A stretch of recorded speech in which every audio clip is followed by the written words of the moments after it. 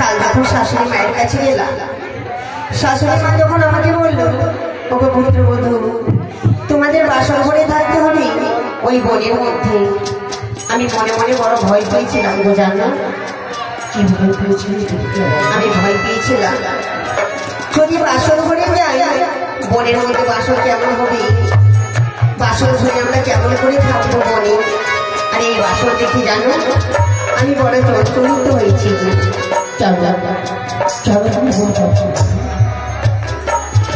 আমি এই বাসর ঘর দেখে চঞ্চলিত হই, আমার মনের মধ্যে কিছু প্রশ্ন জেগেছে। কি প্রশ্ন জেগেছে? তুমি তুমি সবর করো, আমি তোমায় বলি।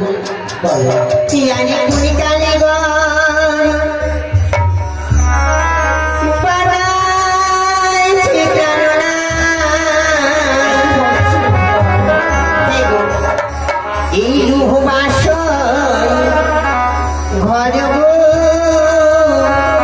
প্রাণনা এমন সুন্দর বাসরি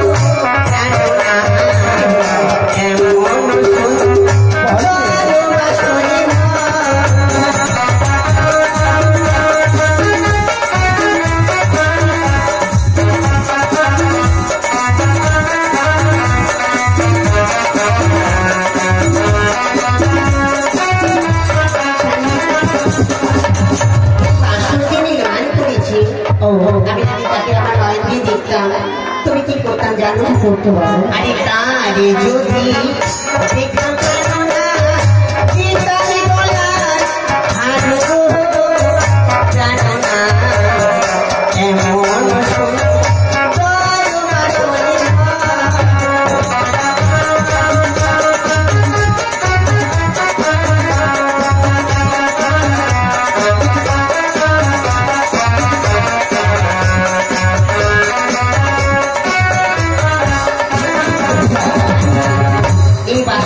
নির্মাণ করেছি, আমি তাকে পুরস্কৃত হিসাবে আমার এই গলার মুক্ত মালা দিলাম। আর কি করতাম জানো?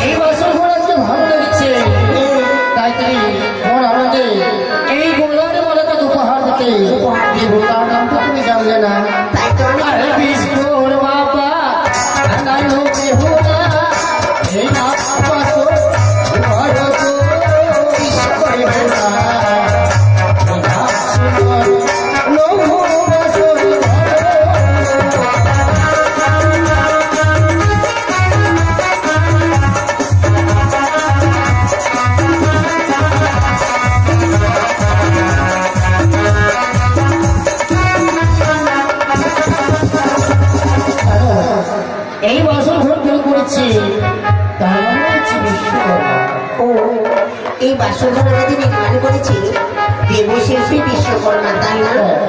তবে আপনার মনের মধ্যে যে আমার আশা থেকে যাবে, কি আশা?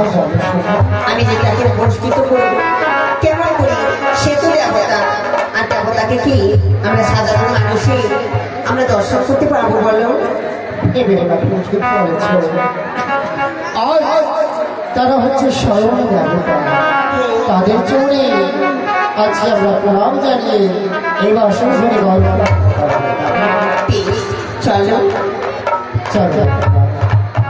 তবে আমার মনের মধ্যে আরো প্রশ্ন জেগেছে জানো? প্রশ্ন চলেছে এই বাসর ঘরের মধ্যে প্রবেশ করে আমি চতুর্দিকে দর্শন করে দেখেছি কত রকমের চিত্র রয়েছে। তুমি কি সেই চিত্রগুলোকে আমাকে বলতে পারবে? কি বলবো? বলবো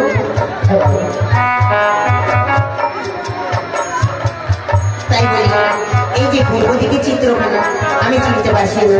আরে পূর্বে বিশেষে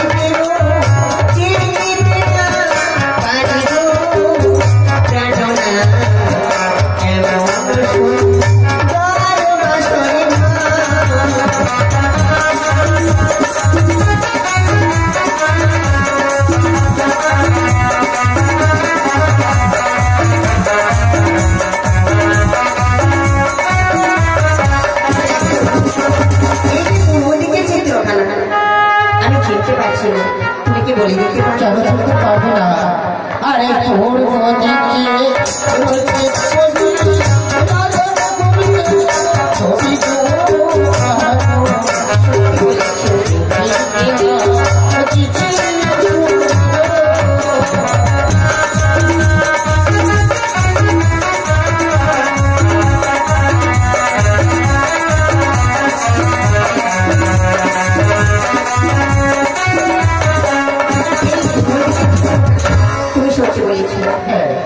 আমি চিনতে পেরেছিলাম। তবে কেন আমি তুমি প্রশ্ন করেছি জানো? তোমার সঙ্গে যখন আমার বিয়ের সম্পর্ক হলো আমার মা বলেছিল বিহুলা যে ছেলের সাথে তোর বিয়ে হবে সে বড় বুদ্ধিমান জ্ঞানী ব্যক্তি, তাই আমি তোমাকে পরীক্ষা করে দেখলাম তুমি কেমন জ্ঞানী। আমার মনে হয় কিছু বলবো বলছি আজকে বাসন ভোটটা খুব ভালো লেগেছে, কিন্তু তুমি একটিবার জেগে দেখা তো আমার দেখি ভালো সুযোগ হচ্ছে দেখো তুমি ঘোরা তোমার দেখি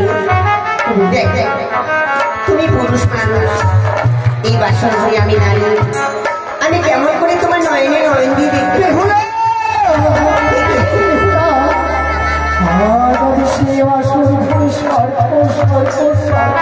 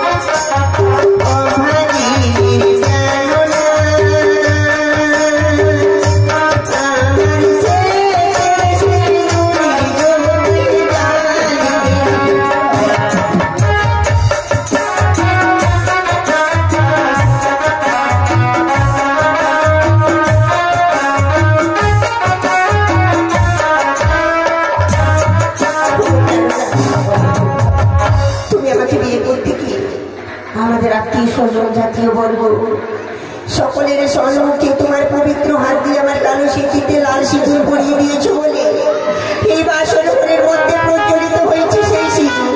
তুমি দেখো আমার কাছে তুমি সর্বনেই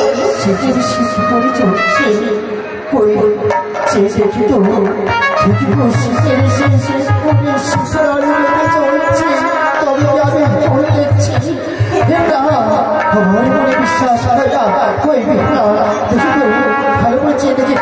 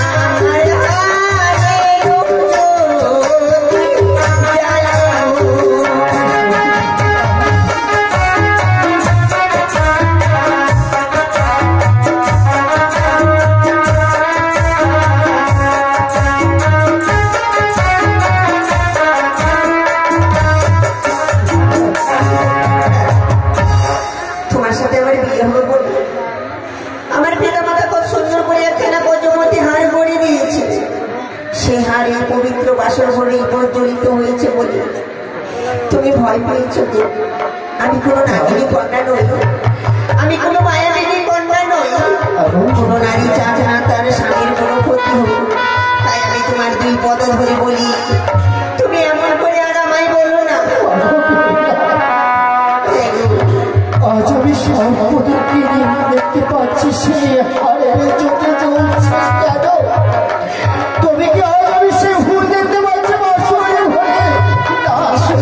না তুমি একবার খুলে বলে তুমি মানুষ নয়, কোনো দেবী। আমি কোনো দেবী নই গো। আমার উপর বিশ্বাস হয় না। দেখি তো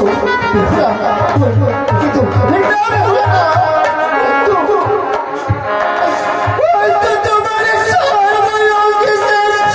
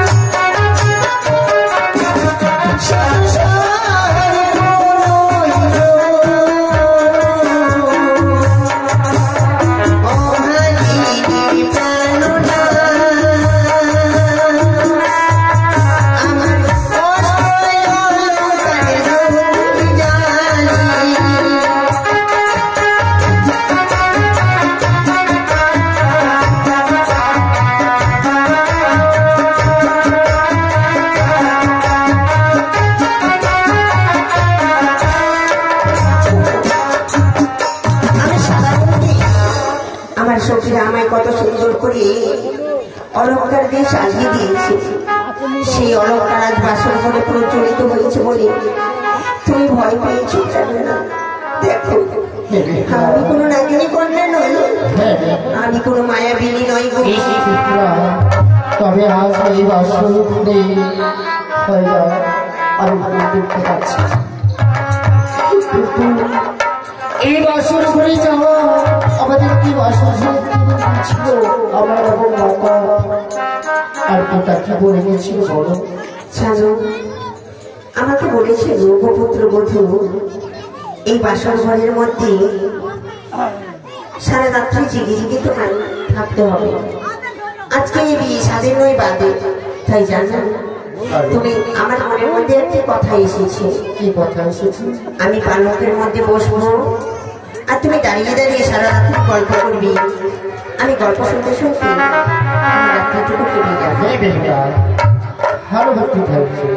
চলো আজ আমার পালকি বসবো আর আমি গল্প করবো। আমি বসে বসে শ্রবণ করবো। তুমি গল্প করবে? হ্যাঁ। তুমি জানো আজ এই মধুময় বাসর ঘরের মধ্যে আমরা রয়েছি।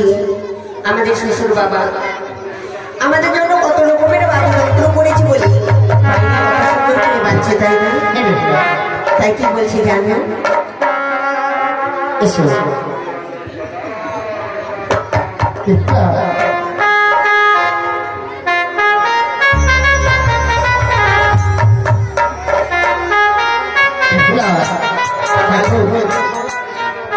যেদিন শুনছি আমার তোমার আর আমার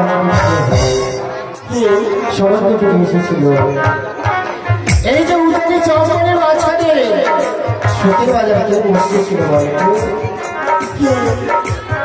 তাই আমার পিতা যেদিন সমর্থন করেছিল সেদিন আমি পিতাকে বলেছিলাম, আমার পিতা তুমি তো আমার কোনো বিক্রি করছো, আমি না বিক্রি করবো না। তাই পিতাকে বলেছিলাম ওই যে উজানি চৌবনের মাঝখানে সত্যের বাজারে বসানো হয়তো হয়তো আমি বাজারে আসবো। তাই আমি তো এসেছিলে তোমার সঙ্গে, সেটি কে ছিল বলো? আমার সঙ্গে? হ্যাঁ, আমার অষ্টসখী ছিল। অষ্টসখী? সে তো খুবই খুব মিষ্টি ছিল। হ্যাঁ, একই বিফলা গল্প সে কোথায় হারিয়ে গেল হলে দেখো না। গল্প হারিয়ে গেল। এই গাছের ডালে বসে পাখিরা কেমন শুনে গান গাইছে। বলো।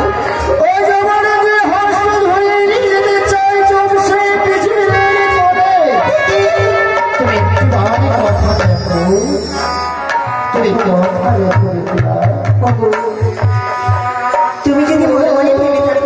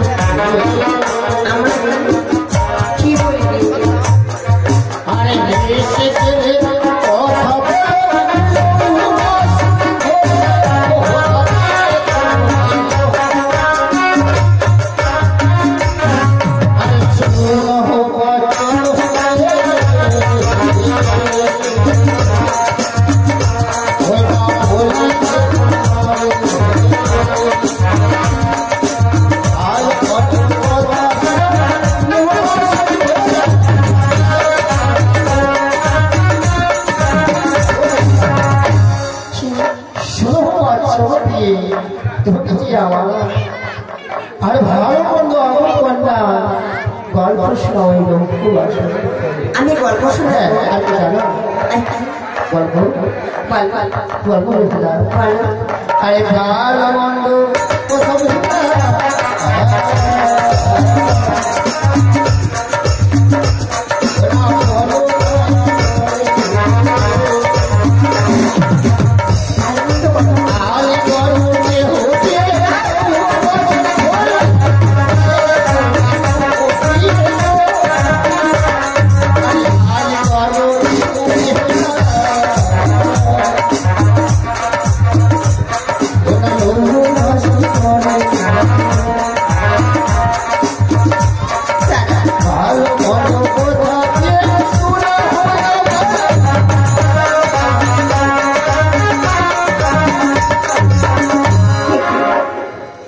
আমি যদি এই মতো জানতাম পুরুষ জাতিরা এত লোভী হয় তবে আমি কখনো তোমার সঙ্গে ভালোভাবে কথা বলতাম না।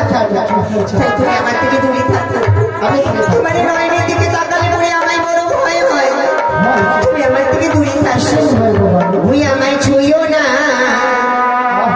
ছুঁয়ো না না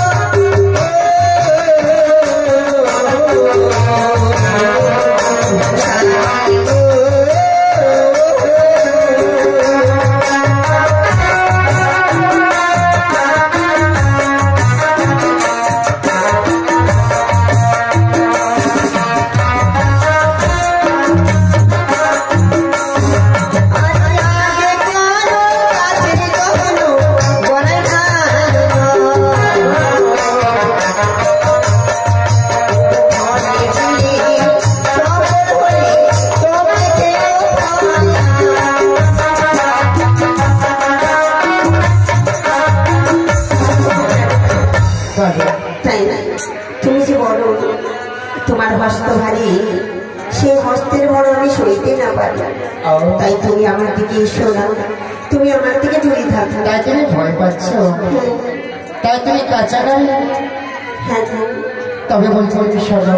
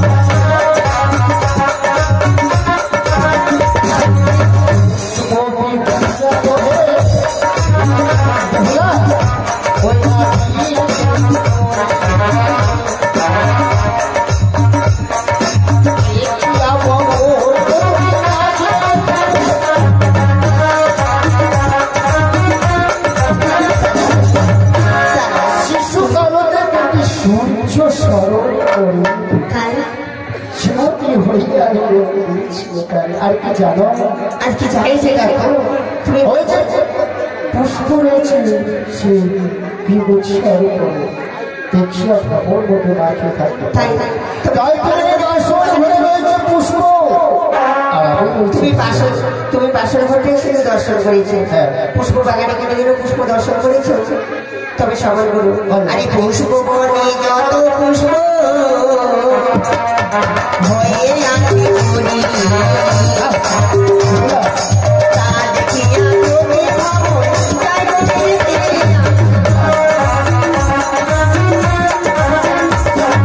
কাঁচা কাঁচা রঙ্গ খেলে জলে দোষমা গরম করে দুধ খেলে মধু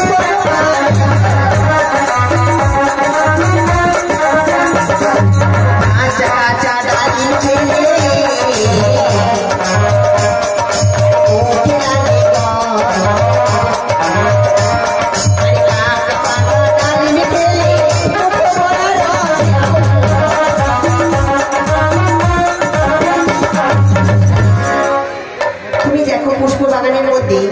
যতক্ষণ পর্যন্ত পুষ্প বিকশিত হচ্ছে না তার উপরে কোনোদিনও খবর বসে না তাই পুষ্প বাগানের মধ্যে যত পুষ্প হয়ে আছে করি তা দেখে প্রতি ভ্রমর জায়গা ফিরি ফিরি আর কি জানো আর কাঁচা বাঁশের ধনুক নাচ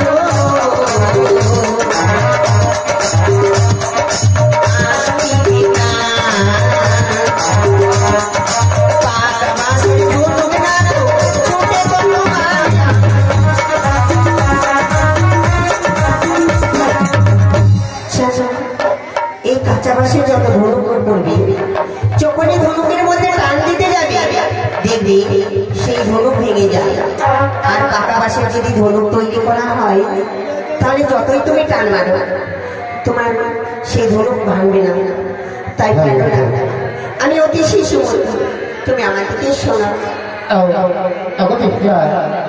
আজ আমি আমার মনকে পাগল করে আপনি বলছে কিছুই জানো না তাই না আরে চারিদিকে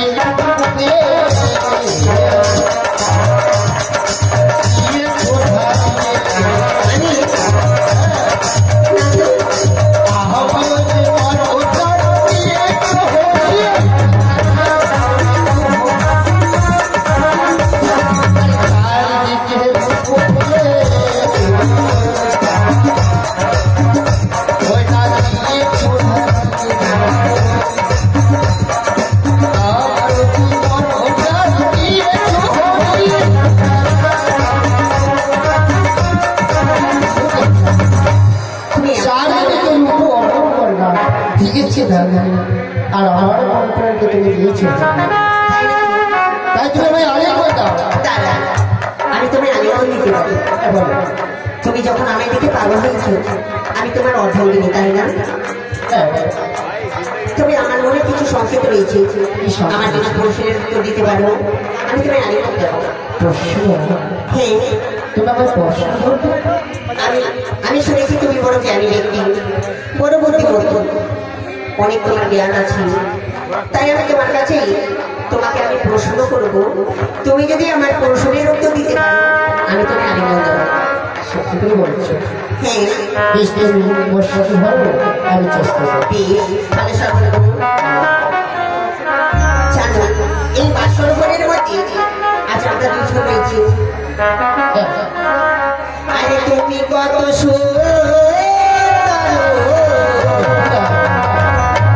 ভালো আমি জানি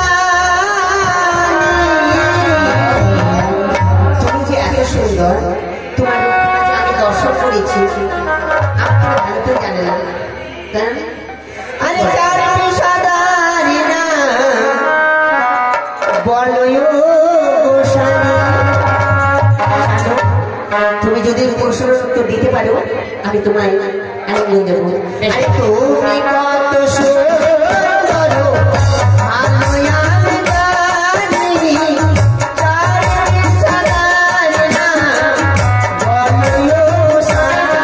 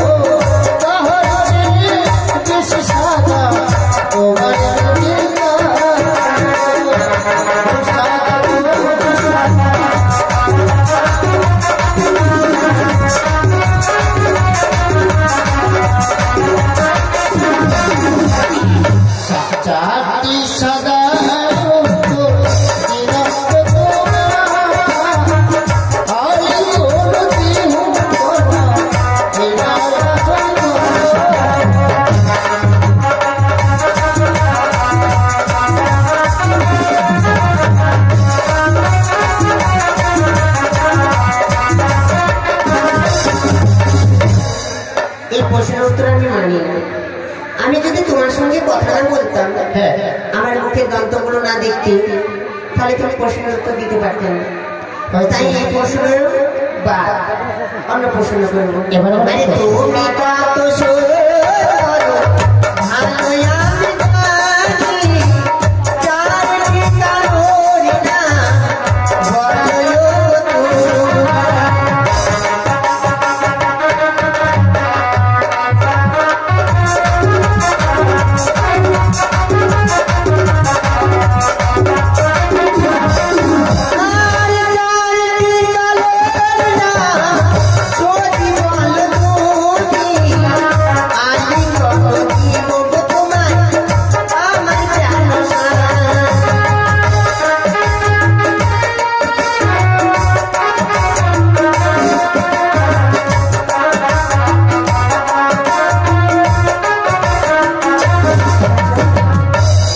যদি কালোটা বলতে পারো প্রধান কালো, তবে আমি তুমি আলিঙ্গন দেবো।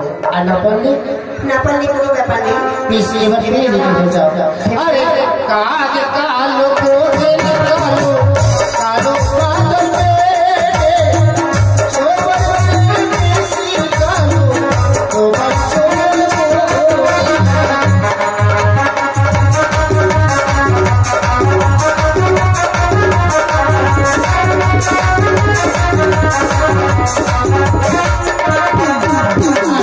চাটি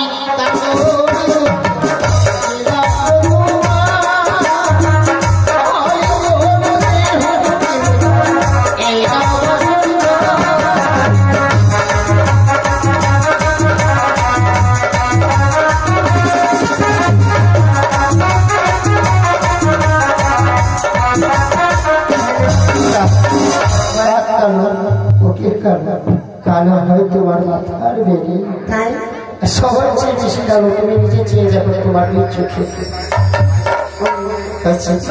তুমি করো। তুমি আমি আমার দাও দাদা, আমার বলছো আমি তো প্রথমেই বলেছি আমার অঙ্গ ছাড়া তোমাকে উত্তর দিতে হবে। আর তুমি আমার অঙ্গ নিয়ে উত্তর দিয়েছো, সেটা তো আমি মানবো না। তবে আমি এবার প্রশ্ন করবো আমার অঙ্গ ছাড়া, তুমি যদি সেই উত্তর দিতে পারো আমি তোমায় আলিঙ্গন দেবো। বলো বলবো? বলো। আরে তিনি অক্ষরে নাম যার ঘরে বাস করে, প্রথমে অক্ষর কেটে দিলি খাবার বস্তু ধরে। আর দ্বিতীয় অক্ষর কেটে দিলে গানে সুরে ধরে,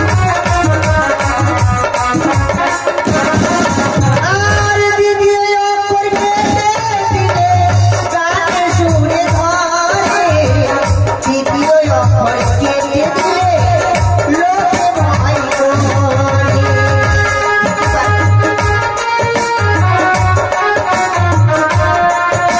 করে।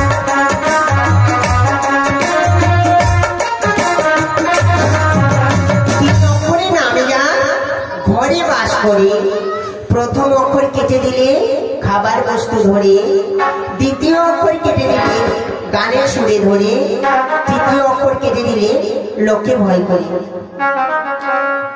সে প্রশ্ন তুমি দিতে হবে। আমার মনে বিশ্বাস হচ্ছে সে একটাই ঈশ্বর। কি? এই যে আমরা বিশ্রাম করে সে বিছানা। সত্যি তো আমি যত রকমই প্রশ্ন করেছি, তুমি সকল প্রশ্নের উত্তর তার দাও। যেখানে জিনিস রয়েছে বিছানা। তুমি যেখানে নিয়ে যাবে সেখানে যাবে, যেখানে অঙ্গ যাবে সেখানে বিছানা যাবে, হ্যাঁ, যেখানে তুমি যাবে সেই জিনিসটার সঙ্গে আমি সবাই সেই যাবে। প্রশ্নটা তোমায় করিয়ে দিই। যেমন আমি প্রশ্ন করেছি তিন অক্ষরে নাম যার ঘরে বাস করে, প্রথম অক্ষর কেটে দিলে খাবার বস্তু ধরে। যেমন বয়রের শিকারে বি, 6 আকারে ছা, 9 আকারে না, বিছানা হলো। যদি আমি প্রথম অক্ষর বিটা কেটে দিই তবে ছানা হয়ে গেল, ছানা মানুষ খায়। এবার ছাতা যদি কেটে দিই তাহলে বিনা হয়ে গেল, বিনাতে গান গাবে মানুষ, গানের সুর ধরে। তারপরে এবার যদি নাটা কেটে দিই তাহলে হয়ে গেল বিছা, লোকে ভয় করে। তুমি প্রশ্নের উত্তর ঠিক দিয়েছো, কিন্তু আমি যে তোমায় আলিঙ্গন দিতে পারবো না। তুমি আলিঙ্গন দাও, কেন পারবে না?